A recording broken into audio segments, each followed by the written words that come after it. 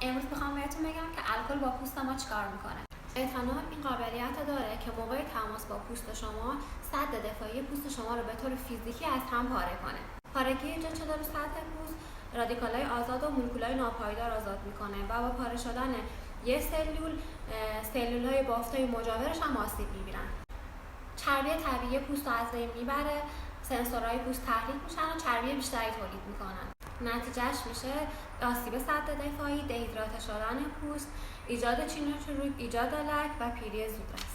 حالا میخوام 3 تا سرم معروفی رو که توش الکل داره رو بهتون معرفی کنم. اول همه سرم آلوورای لورئال که هم ترکیبات عطری داره توش، هم الکل داره، هم پوستتون رو دهیدراته میکنه، هم هرچی بیشتر بزنید پوستتون دهیدراته تر میشه، دوباره میدید میخرید، دوباره میزنید و پوستتون باز دهیدراته تر میشه. دومین مورد سرم ویتامین C گارنیر، هم الکل داره، هم ویتامین Cش خیلی پایینه، هم ترکیبات آلرژیک داره.